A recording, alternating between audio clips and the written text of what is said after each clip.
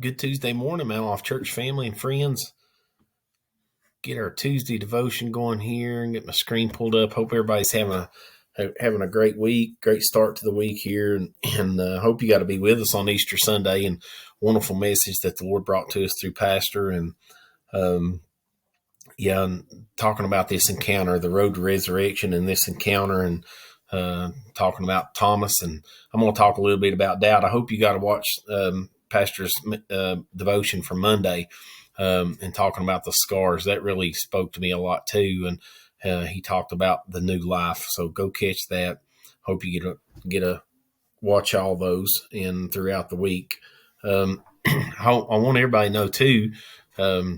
If you were there Sunday and you got to listen or were there or got to listen to the sermon Sunday, that, talk of this infamous bike wreck that Pastor had years ago as a teenager. I want everybody to know, just I don't want you to have hard feelings towards me and Jay. We did go by him and leave him on the side of the road when he had the bike accident.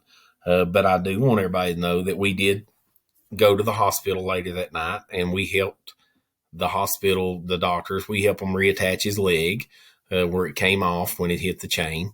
And we worked on him most of the night and never left his side in the hospital. Okay, so that's my version, and I hope Jason will bring his version out Thursday in his devotion. So uh, Pastor does such a great job of telling that story. He grows it just a little bit every time. I love my brother, and I'm thankful for him and all he does for our church. Okay, so a little serious stuff now on the devotion. Let's talk about doubt. I don't know if you struggle with doubt, but many times I do. Even in my Christian walk over the years, I've struggled with some doubt.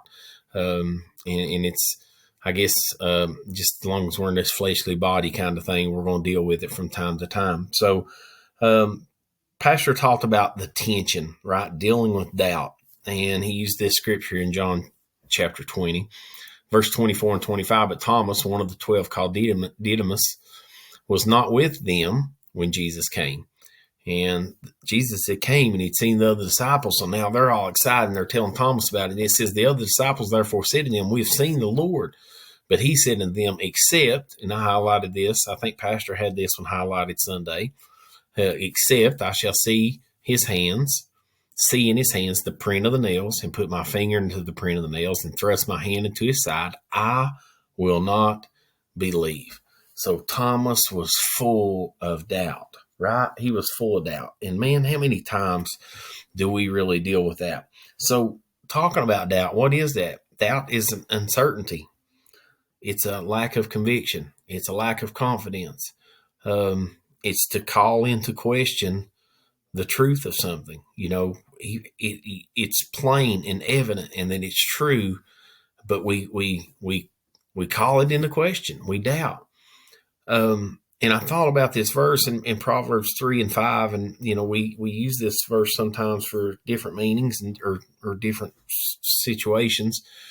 But it says, "Trust in the Lord with all thine heart, and lean not on thine own understanding." So when we doubt, when we lack faith, sometimes when we're in that moment of doubt, it's most of the time because we're thinking on the way we understand things and the way of our own self. It's in self that we begin to doubt. The closer we are with the Lord, and when we trust in Him and with all our heart, it's kind of hard for doubt to creep in. It'll try, but we can stay stronger as long as we're trusting the Lord with all our heart. And I think about the disciples, and I think about Thomas here and what he doubted. And no doubt this was a bigger thing than had ever taken place in front of these disciples. But I also think about all the other times that they doubted.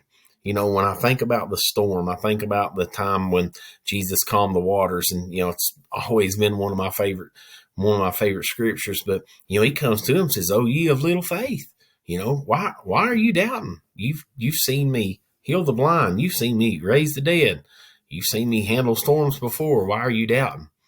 And then the other time when he fed the 5,000, and I put on the screen here, it says, "How can we feed them? You want us to send them to town? We can send them into town to buy food, because there's only one little lad here with some fish and some bread. It's not going to work out." So they had doubt too. But Pastor brought out a comment and Sunday, and I wrote this down here in my notes, and I put it on the screen for you. Doubt will cause us to withdraw, forsake, and miss blessings. Doubt will rob us. Doubt will bring things into our life that will steal our joy, that will steal our hope, that will steal our faith. And we miss so much when we're in the middle of doubt.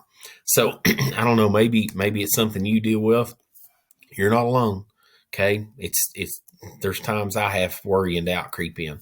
But trust today. We trust today. If you are born again today and you believe that Jesus Christ rose from the dead, why should we doubt anything else?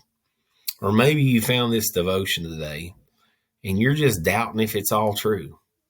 You're just doubting. Well, that you're speaking, that's speaking into your heart, is God dealing with your heart and talking about his son. And if that's the case, you need to try Jesus. You need to just put everything else aside. Set your doubt aside and put your faith in him. It's better felt than told. I can try to describe it to you, but I never would be able to do it justice. So if that's you, seek the Lord. Reach out to one of us. We'll help you. I hope you all have a great week, and I'm praying for you as always. You all pray for me, and God bless you. I love you.